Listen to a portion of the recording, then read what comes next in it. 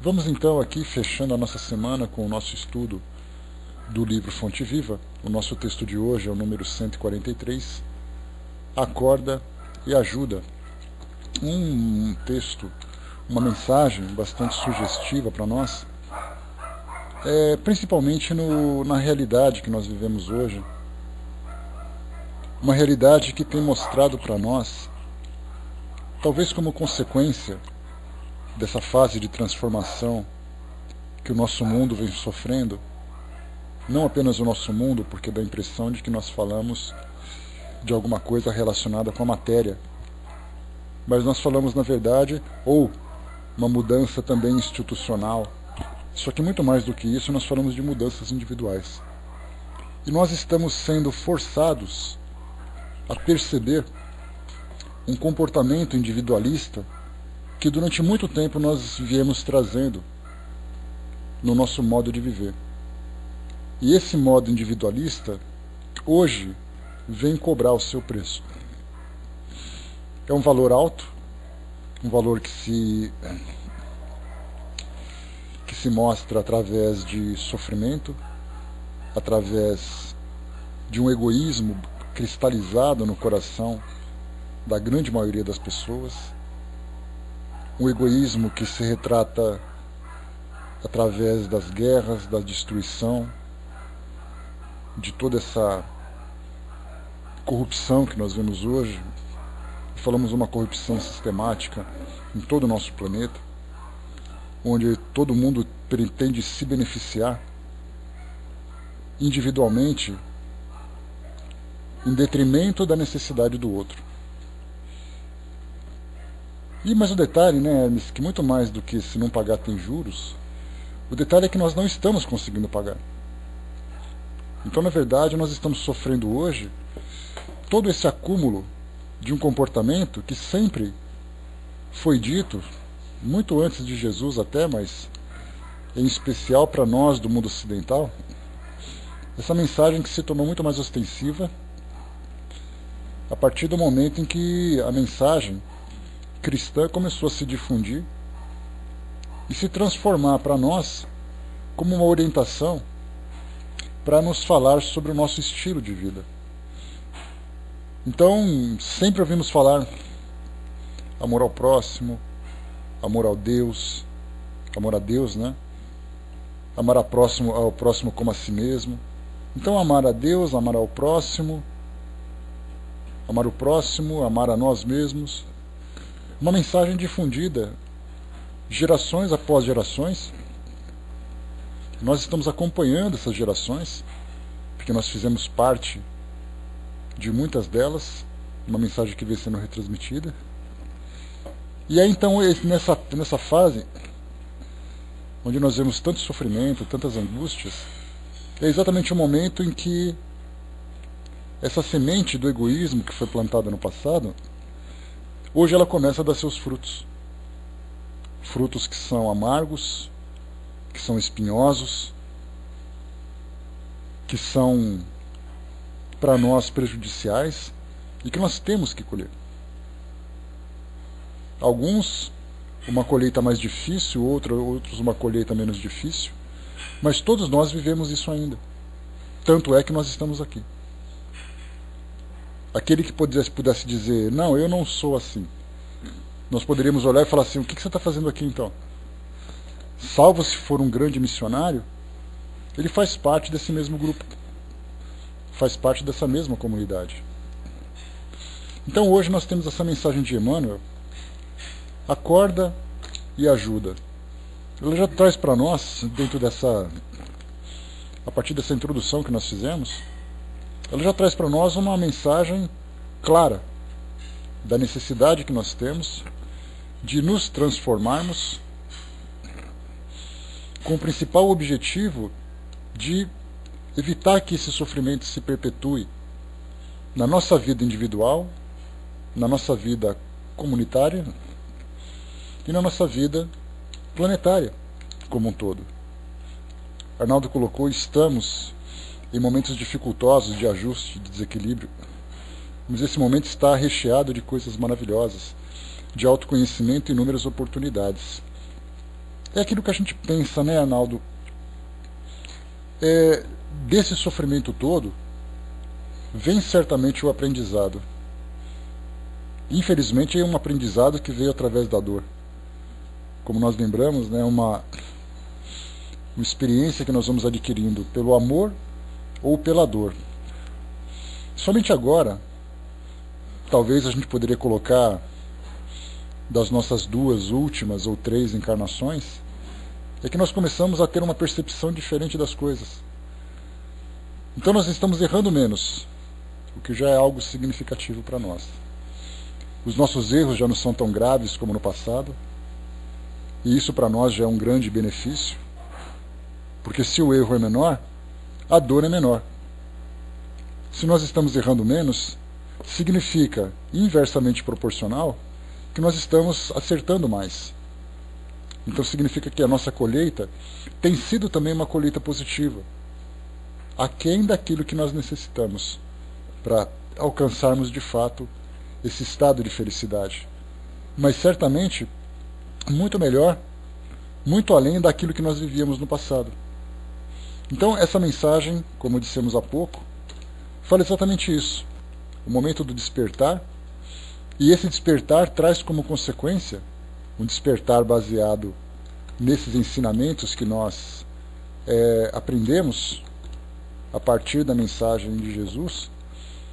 O despertar traz para nós imediatamente o entendimento sobre o amor, em proporções ainda diferentes, que nós estamos ainda tentando diferenciar o que são as sensações, o que são as paixões, o que é o amor e tudo mais, mas o despertar já nos dá essa visão diferente. E se nós temos o amor despertando junto conosco, ou despertando em nós, certamente nós temos também todas as ações decorrentes do amor. A caridade, a compreensão, a paciência, o auxílio, tudo aquilo que vem como consequência. Mas isso só pode vir se nós tivermos esse despertamento. Então aqui nessa mensagem, Emmanuel separou para nós aqui no livro de Mateus, capítulo 8, versículo 22, segue-me e deixa aos mortos o cuidado de enterrar os seus mortos. Essa mensagem ela sempre foi intrigante para muitos de nós, porque dentro desse contexto em que foi apresentado, né, um homem chegou para Jesus dizendo que não podia segui-lo porque ele tinha que providenciar o sepultamento do seu pai, se não me engano. E Jesus então disse para ele que os mortos, deixasse que os mortos enterrassem seus mortos. Ao pé da letra, nós pensamos assim, mas como? É um cadáver, ele precisa ser sepultado, uma pessoa da família, uma pessoa por quem se nutre um afeto. Como é que nós podemos tratar com tamanha indiferença? Como nós estudamos a doutrina espírita, ou melhor, o Evangelho, segundo o Espiritismo, ou seja, a mensagem evangélica, a partir da visão espírita, e como nós comentamos há uns encontros anteriores, esses livros de Emmanuel, que tratam de passagens do Evangelho, trazendo para nós um esclarecimento do seu significado, é um complemento do próprio Evangelho segundo o Espiritismo. Porque nós podemos pegar essa mensagem e passar para pessoas de várias crenças diferentes, dentro do próprio cristianismo, e pedir para que ela interprete o que Jesus quis dizer com isso. Cada um vai trazer a sua visão. Muitas vezes são visões que estão em concordância, em outras visões divergentes, como nós já vimos em outras passagens. Quando você coloca pessoas de religiões diferentes para interpretar uma mensagem, cada uma vai interpretar segundo o seu ponto de vista.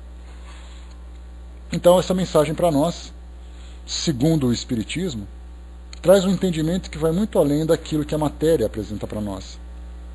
Então Emmanuel diz o seguinte, vamos ler aqui a sua mensagem e depois fazemos aqui também a nossa complementação. Não a nossa interpretação, porque aqui já está sendo interpretado, mas trazemos aqui o nosso complemento. Jesus não recomendou ao aprendiz, a gente lembra que Emmanuel ele é muito carinhoso nesse sentido, quando ele nos chama de aprendizes do Evangelho. Somos espíritos que estamos aprendendo essa mensagem agora de um modo mais profundo, de um modo mais verdadeiro, segundo essa realidade que nos envolve do mundo espiritual. Porque anteriormente era uma questão de decorar uma mensagem, de repeti-la, mas sem entendê-la, sem vivenciá-la. Então nós somos hoje os aprendizes do Evangelho, jovens aprendizes ainda, muito imaturos, mas agora que nós tivemos esse contato, nós somos estudantes muito dedicados. E isso vai trazer para nós um grande benefício. Então Jesus não recomendou ao aprendiz deixasse aos cadáveres o cuidado de enterrar os cadáveres, e sim conferisse aos mortos o cuidado de enterrar os seus mortos. Há, em verdade, grande diferença. O cadáver é carne sem vida, enquanto que o morto é alguém que se ausenta da vida. Há muita gente que perambula nas sombras da morte sem morrer.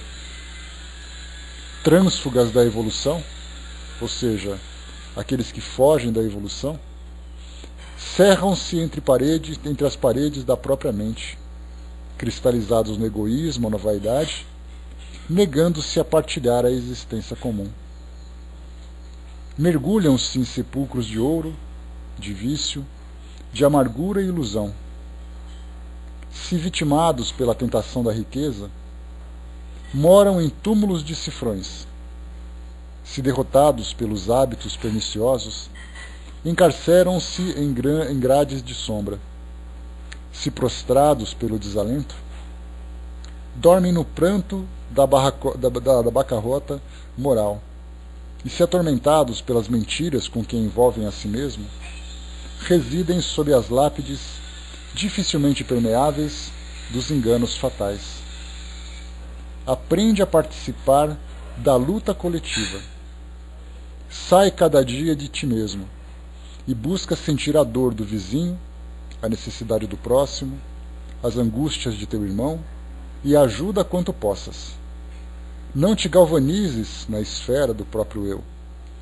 Desperta e vive com todos, por todos e para todos, porque ninguém respira tão somente para si.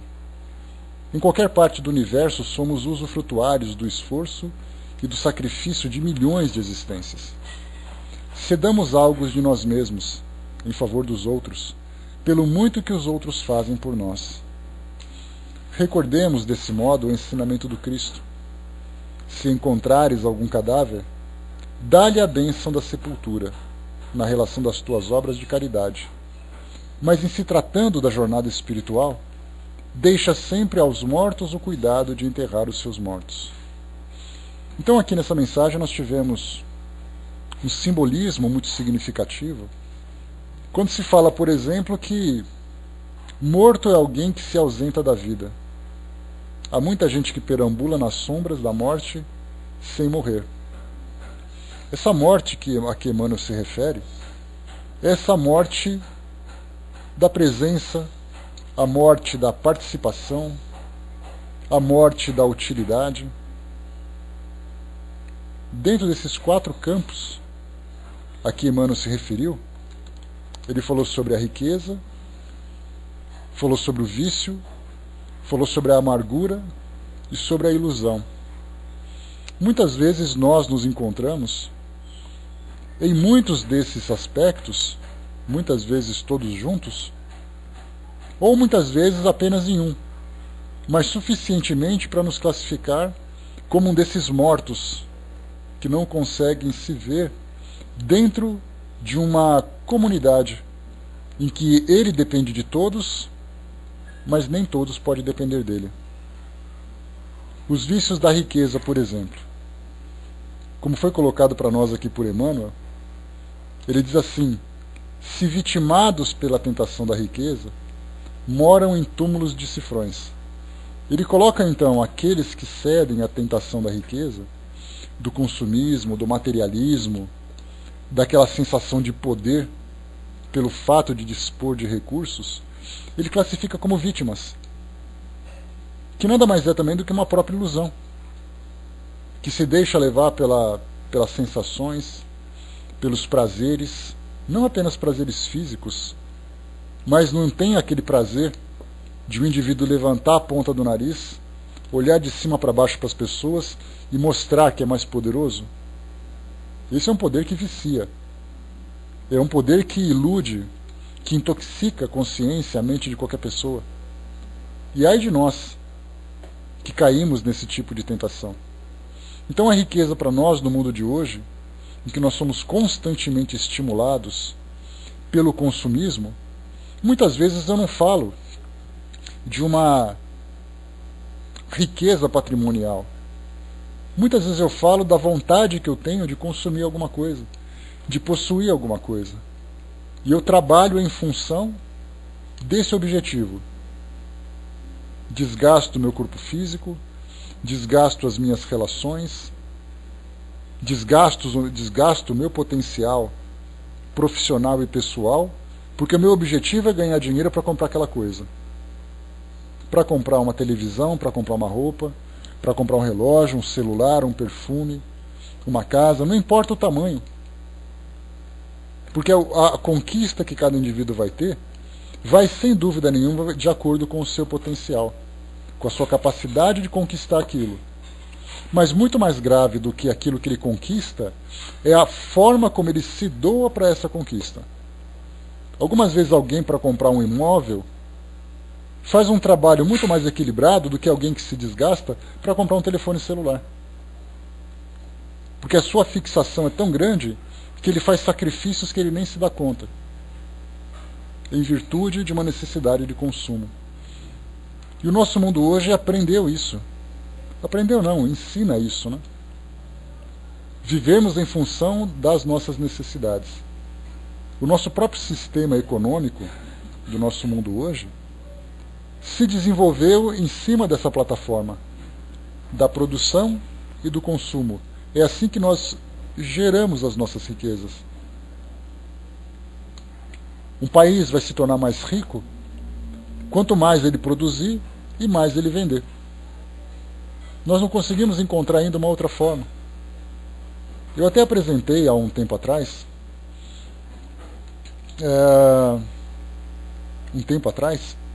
um artigo publicado, se não me engano pela BBC, em que tinha ali um economista dos Estados Unidos que falava sobre o novo sistema de governo, que é o sistema de partilha. Não era mais o de consumo, o de capitalismo como nós temos hoje. E também não era de comunismo, era de partilha, em que todos os patrimônios, todo o patrimônio seria compartilhado entre as pessoas, para que atingíssemos um equilíbrio.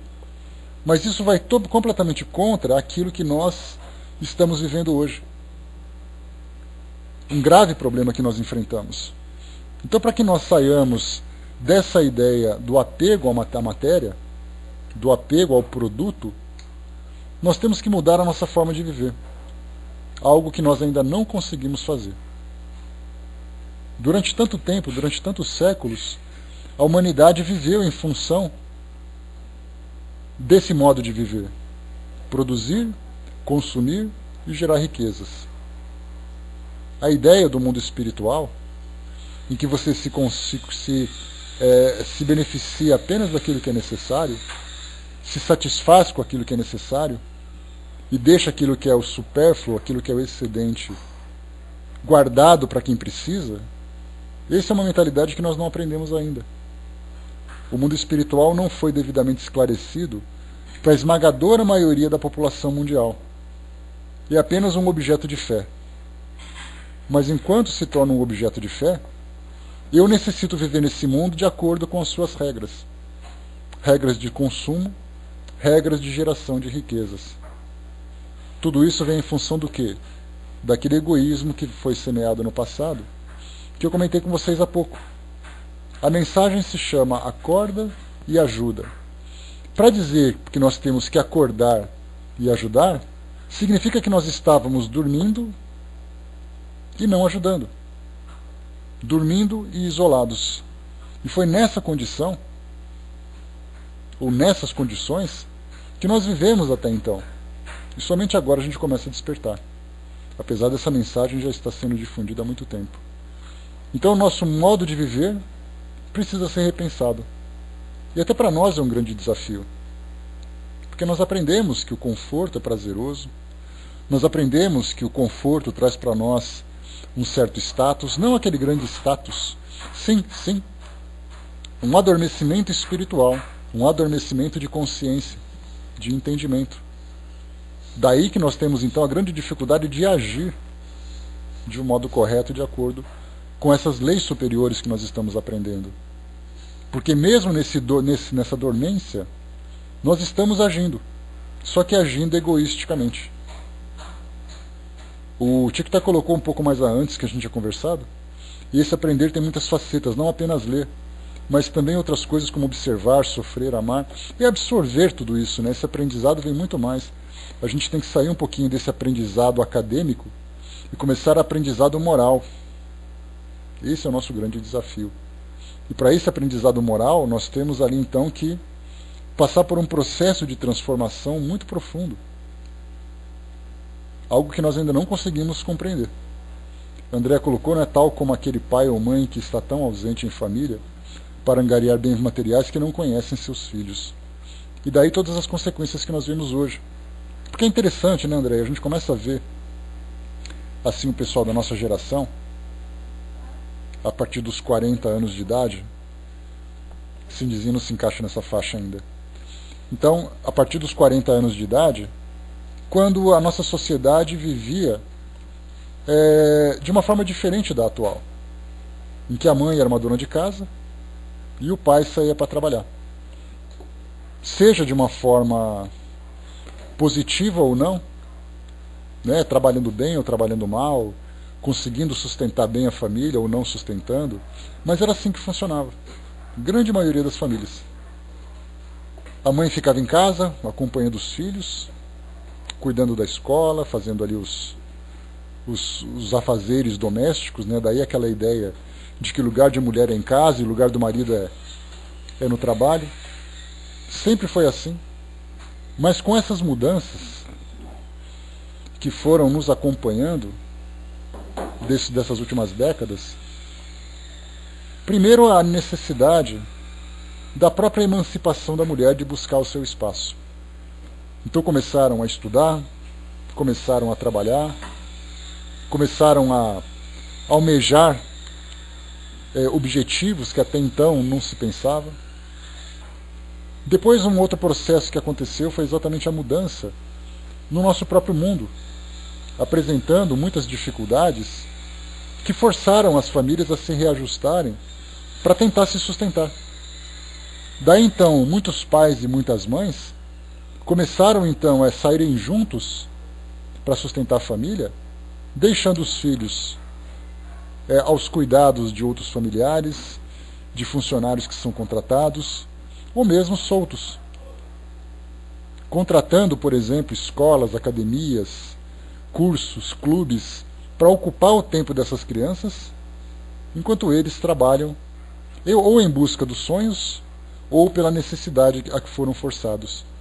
E acabaram então caindo nesse desconhecimento. Então nós entramos numa nova forma de viver que ainda deve ser discutido qual é exatamente se é benéfico ou não. Se é positivo ou não o seu resultado. O Hermes colocou, né, alma morta em corpo vivo, porque assim como o corpo sem alma é morto, o espírito sem fé que vivifica e felicita é um ser inerte como um cadáver, né, duas mortes, como foi colocado por Caio Bar também ali, bem interessante. O Braço colocou, né, a maioria da esmagadora pensa que a vida termina aqui. Naquela época nem se pensava na vida espiritual. Espiritualmente estavam mortos, né? E ainda nós temos, né, ia falar isso agora, Tico-Teco, a gente vê assim que a diferença é muito pequena ainda. As religiões mudaram um pouco a sua estrutura, forçadas pela disputa, pela concorrência. Mas nós percebemos que aquela luz espiritual ainda não brilha intensamente dentro delas.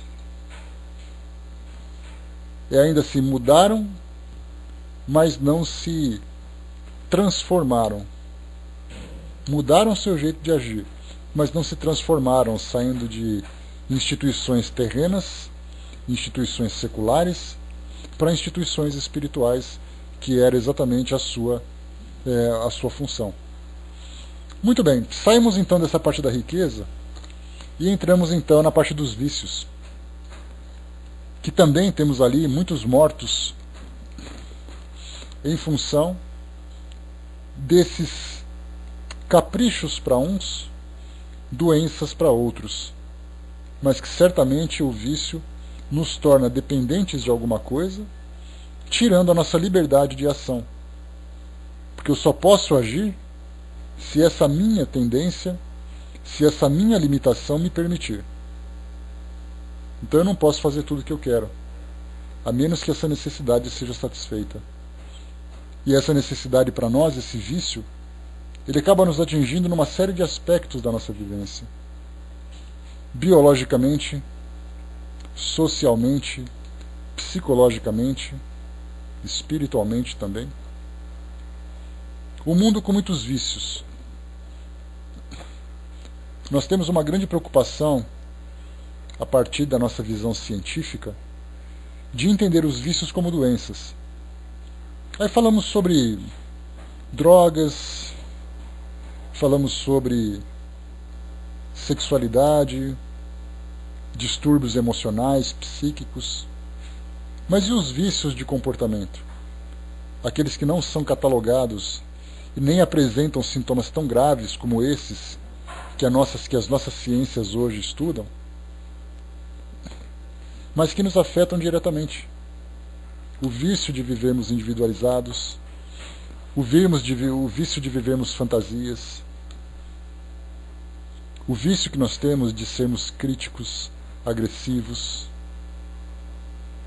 São fraquezas morais, na verdade, que nós temos, que faz com que nós cedamos a tendências que, a princípio, para nós são muito prazerosas, mas que trazem consequências bastante dolorosas dentro desse campo moral. Então os vícios permeados por todos os cantos. Depois nós temos o da amargura. Esse da amargura talvez seja o mais doloroso para nós. E olha que muitas vezes as pessoas amarguradas, elas não são assim porque querem. São porque experiências dolorosas que aconteceram em suas vidas, as tornaram dessa forma. Quantas vezes nós temos, por exemplo, um dos grandes trabalhos realizados pela doutrina espírita, que é exatamente o esclarecimento, né? Bom dia, Nando. Bom dia, Cristalina. Exatamente, Miriam. Uma forma de defesa. Então, assim, um dos grandes trabalhos, para a gente ter uma ideia, que a doutrina espírita realiza, é exatamente o esclarecimento a respeito da vida espiritual. E isso fez com que muitas pessoas, através de comunicações com os seus entes queridos desencarnados, dissessem para ela continuarem a viver. Disseram para elas continuarem a viver. Para não se deixarem abater, para não se deixarem levar por um processo depressivo, por não se tornarem amarguradas pelo fato de sofrerem uma separação forçada. Muitas vezes uma relação afetiva que é terminada faz com que a pessoa se torne amargurada por terem ali os seus sonhos afetivos frustrados. Uma pessoa que economicamente passa por uma situação difícil de se autossustentar, de uma realização profissional e não consegue, a pessoa vai se fechando dentro de si mesma, se tornando amargurada. Amargura vem de amargo. O amargo é o contrário do doce. Então, quantos de nós, muitas vezes não é nem aquele caso de uma amargura, de uma alta depressão, é simplesmente uma falta de vontade de fazer as coisas. Algumas coisas para mim são mais prazerosas, outras nem tanto, mas muitas vezes que exigem de nós grandes responsabilidades. Dentro das famílias, quantas vezes nós temos famílias que não se conversam, não se cuidam, não se respeitam, relacionamento entre casais, entre pais e filhos, aumentando cada vez mais esse sentimento de amargura. E conforme nós vamos nos desestabilizando dentro de nossos lares, inevitavelmente isso vai nos afetando também numa vida em sociedade. Perdendo a vontade de fazer as coisas. Chegando ao extremo, por exemplo, de perder a própria vontade de viver. Para aqueles que se encontram numa condição mais patológica. Então a amargura afeta aquelas pessoas, ou nos afeta a todos, porque é impossível dizermos assim que todos nós somos absolutamente felizes. A felicidade não é deste mundo. Então eu posso me tornar amargurado por causa da minha casa, por causa do meu centro espírita. Todos nós passamos, Norma. Estarmos, como eu falei para vocês, estarmos aqui no mundo como esse hoje, mostra que nós somos espíritos ainda nessa fase de aprendizado, ainda através dessa forma dolorosa. Então a gente pode diferenciar o tipo de dor que eu estou vivendo, ou a intensidade dessa dor. Mas ninguém pode simplesmente dizer eu não sinto dor nenhuma. Todos nós temos ali a nossa dificuldade. Então, quando nós temos essa consciência que essa dor nos afeta, o que os espíritos falam quando alguém chega pedindo uma orientação espiritual, dizendo assim, olha, eu estou muito triste, por exemplo, uma mãe, um pai, né, que acaba se separando de seus filhos de uma forma precoce, e aí então dizem assim, olha, eu perdi a vontade de viver. O que os espíritos dizem? Qual é a receita principal? Vai fazer caridade. Por que isso? Porque essa laborterapia, que é uma técnica muito efetiva que os espíritos orientam, a laborterapia é exatamente isso, você se reconstruir, você se reconstituir através do trabalho de autodoação. O trabalho com amor. Então a recomendação é exatamente essa, para que a pessoa possa começar a viver de novo, a sentir essa energia amorosa dentro dela, para que ela possa transformar aquela amargura em doçura. O Chico até colocou, não costumamos pensar muito nas consequências dos erros. É por falta de entendimento exatamente dessas... Hoje nós temos de uma forma mais didática, né? Cileia, bom dia. Nós temos de uma forma mais didática hoje falar sobre lei de causa e efeito, né? Falar sobre reencarnação. Então nós temos uma visão. Mas o detalhe é que nós temos consciência de quando estamos agindo errado. Só que muitas vezes nós não nos importamos.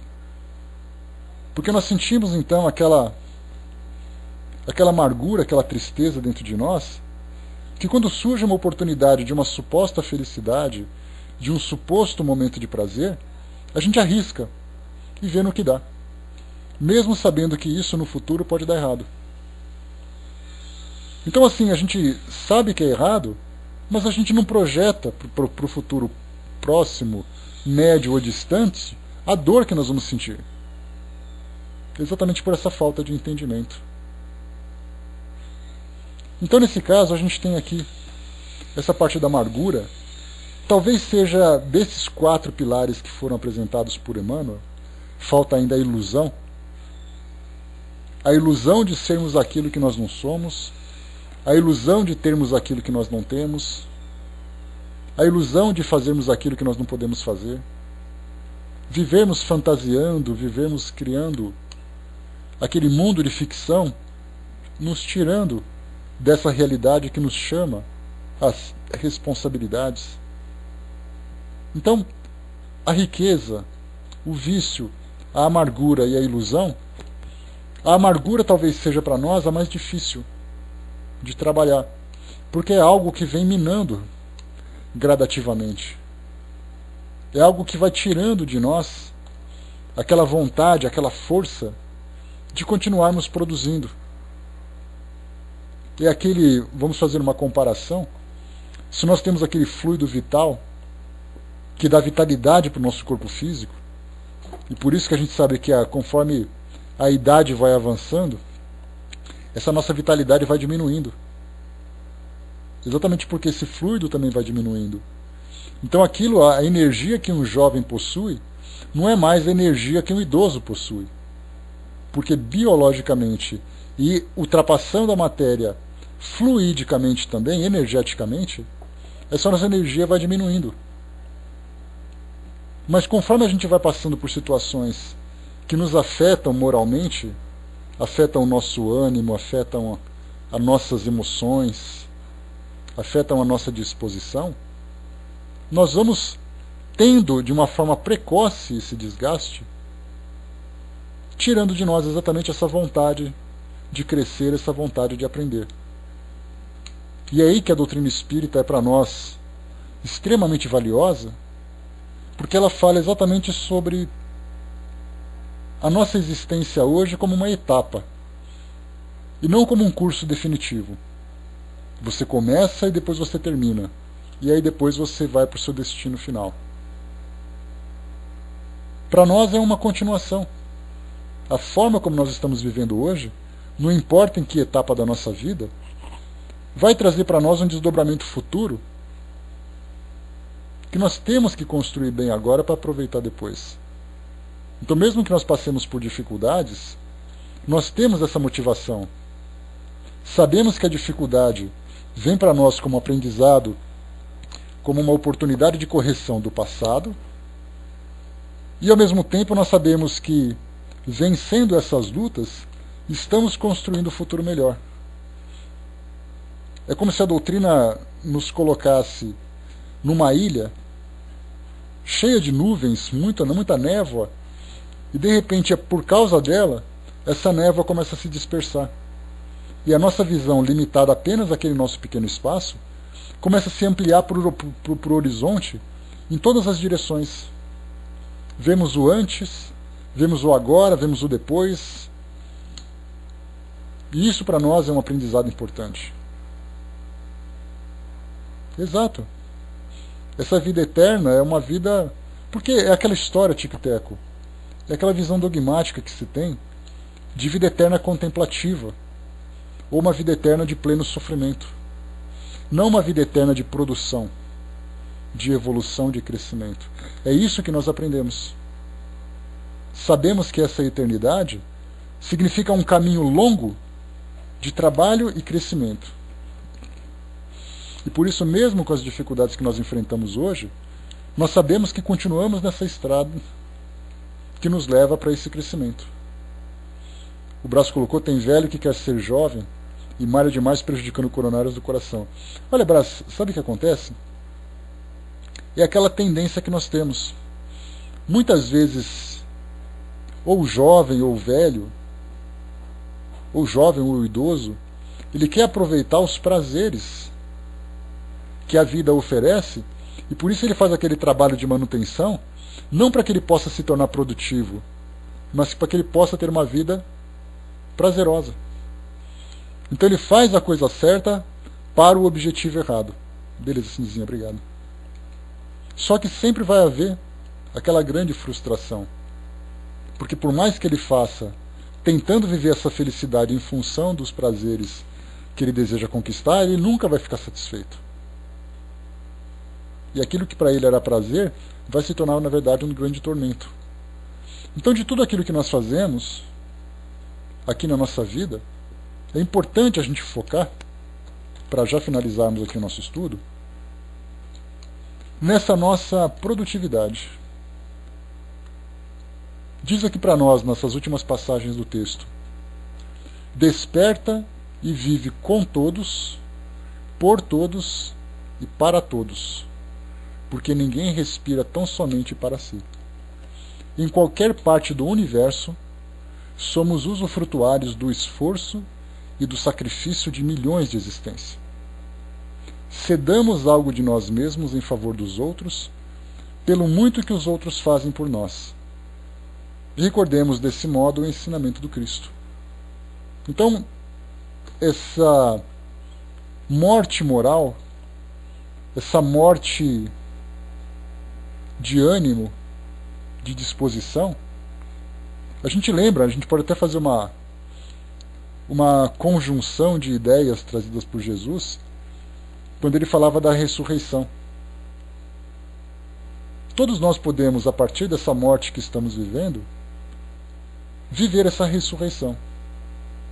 Não uma ressurreição de louvor, uma ressurreição de adoração, uma ressurreição de fé.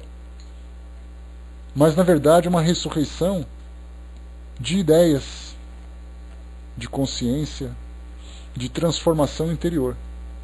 E aí sim nós podemos dizer que eu era morto, mas eu vivi essa ressurreição. Ou para nós espíritas, muito mais interessante, nós conseguimos reencarnar em vida. Deixamos uma existência de mortos, Lázaro em vida, Hermes. Deixamos uma existência de mortos, vivemos uma existência agora de reencarnados, mas uma reencarnação transformadora. Então é importante que nós encaixemos essa mensagem naquilo que nós estamos fazendo hoje. Dificuldades todos têm, vícios todos têm, desejos todos têm, ilusões todos têm. Todos temos, na verdade. Mas temos que acordar. Temos que despertar e começar a viver a vida de um modo produtivo.